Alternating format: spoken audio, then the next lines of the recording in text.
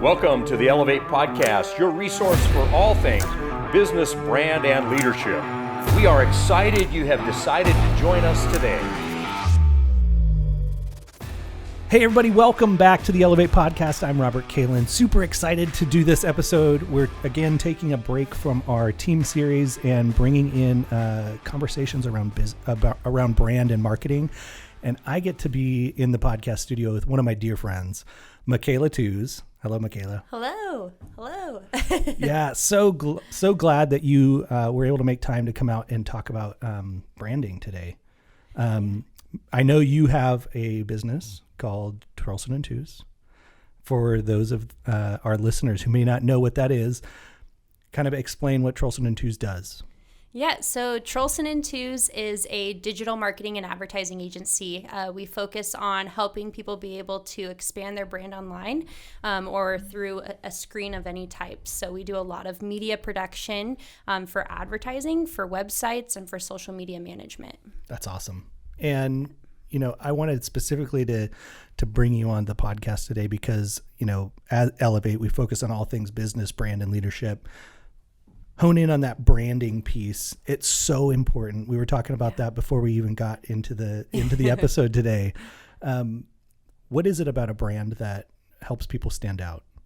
Yeah. So this has been like my whole life this past week. I have been really on this topic, and a brand really, it's so much more than a logo. It's so much more than your colors. It's so much more than even like than like your product. It's really what it is it's building culture and atmosphere for your company and for your consumers. So like when you know your brand, you know down to the T, you could write a day in the life of the person that's going to either be buying your product, using your service.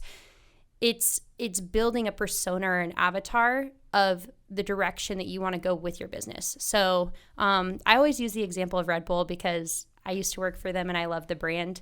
But Red Bull does a really good job of this. When you think of Red Bull, you don't necessarily think of the product. You think of the type of person that comes with the product, the type of things they're doing. You think of maybe extreme sports, or you think of I was just going to say. Yeah, extreme sports, or people that are innovative and living on the edge, and adrenaline junkies. And a big part of Red Bull and what they're doing is they really drill into you from the moment that you're hired, the core values, the mission, and then the avatars of the type of people that they're catering towards. Yeah. They don't focus on the colors and the logos, and they do, but it's more so that the reason they're doing what they're doing and who it's for. And that is more of a brand than a logo or colors. That's awesome. I love that.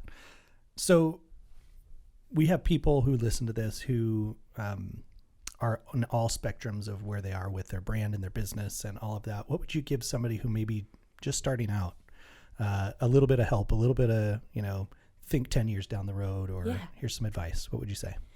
Start off with your mission, vision, values, and then from there, from having that base, start to build out some personas and avatars of the type of people that you want to be catering towards. Get really in depth. I mean, know what kind of cologne they wear, or know where are they eating? What kind of car do they drive? Do they have kids? What are their kids' names? All of that actually matters.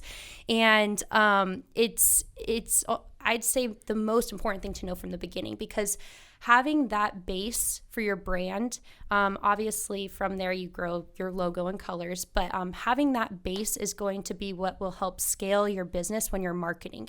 If you don't have a good brand as your foundation, it's going to be very difficult to scale your business. Right.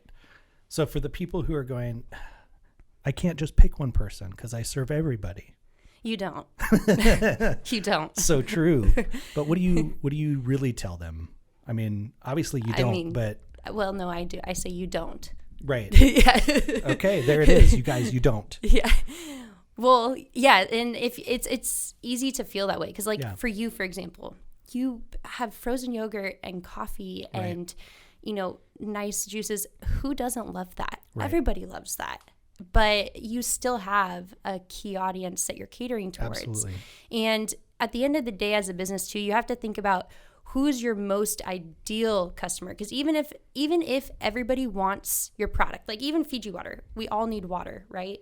At the end of the day, they have a key audience and a key avatar that they're going after. And so it's not so much who's using your product as much as who's your most ideal customer that's going to be the voice to help amplify your brand that you want to be catering towards. Red Bull, they're not necessarily catering towards the knitting club, but they might drink Red Bull in the knitting club. And so that's okay. But it's about... I can only imagine the cross-stitching that they're doing in that club. Hammer time. It's like super fast. Yeah. Going to town. But at the end of the day, there's a reason that they're sponsoring all these athletes. So. Absolutely. X Games and all those things. Yep. Yeah, for sure. What's something about brand that maybe people aren't thinking about? Yeah, good question. I know I keep saying this, but I'd say going back to your avatar. Yeah. Not people don't think about that, writing that down, but then also sharing that with your team. So it's important that you as a business owner understand your brand and your avatars. But if you're not spreading that throughout your team, throughout even the people you're working with outside of your team, if you are a service-based business or even product-based, everybody should know about your values, and that should be very transparent. Right. So how, in business, there's a lot about systems and processes and things that you have to do. How do you best give that information? Are you writing that down? Is there a tool? Is there, a Google spreadsheet, something that you're saying, hey, here's our ideal avatar. This is how we're targeting them. What does that look like? So we have a brand guide, and that's what we also give to the people that we work with. I'd say for our team, as far as other systems, we have a lot of different softwares and platforms that we communicate on, that we organize our day-to-day tasks on.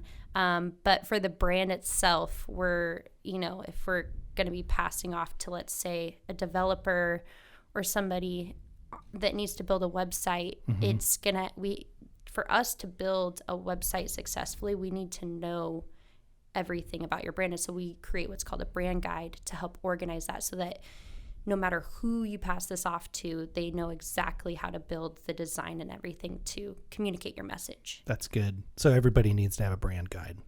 Yeah. So what is in a brand guide? I know you said it's everything, but what's in a brand guide? What does it look like?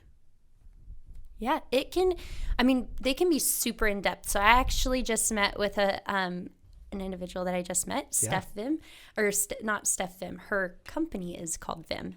But her brand guides are like 90 pages deep, which is so impressive.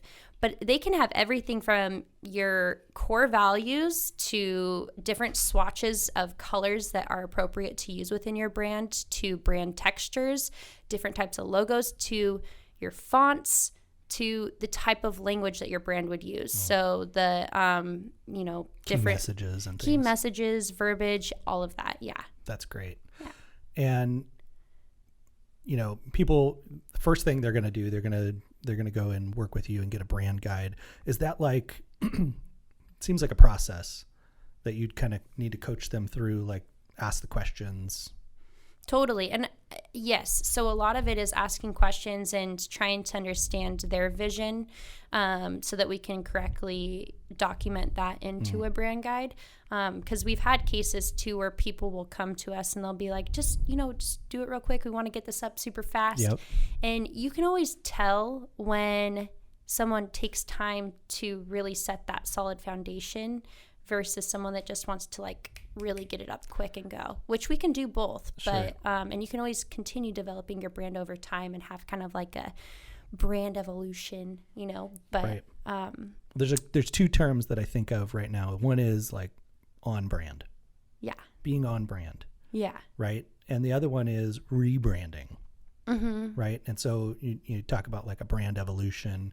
being a rebrand. You know, Yeah. you maybe didn't have it fully defined. You maybe didn't understand it. Maybe you realized you had a different target audience. Yeah. And you need to rebrand.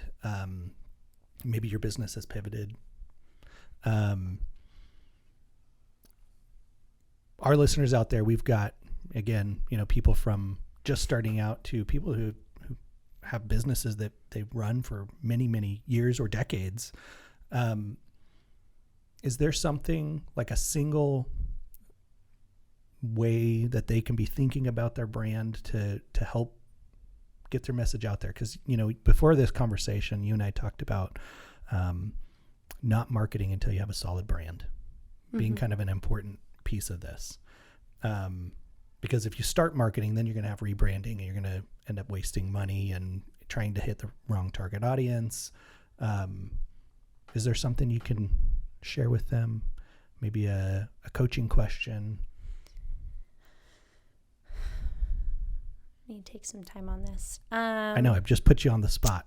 Yeah, because a lot of times it comes like, it's not just like a one question thing. Okay. You know? So you're essentially saying a question that would help guide them in building the brand. Yeah. I'd say at the end of the day, who would be the best billboard for your product? Who is your most ideal? Like, if you could have a human billboard, who would you choose? And then cater everything towards that person. Got it.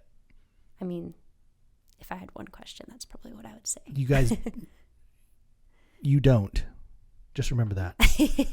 You don't serve everybody. You don't serve everybody. No matter if you're trying, you think that you do, you don't.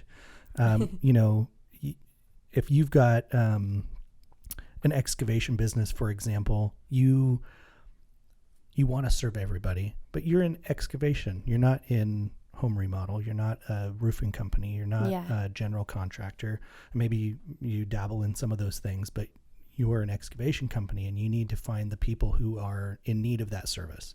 If you run a hair salon, you know, you're not in the restaurant business. You're not going after those people. You're going after not hungry people. You're going after people who want to get their hair done. They want to go out and look nice on their date. They want to get ready for a special event, you know. So find your ideal person. Yeah. That can be really hard to define.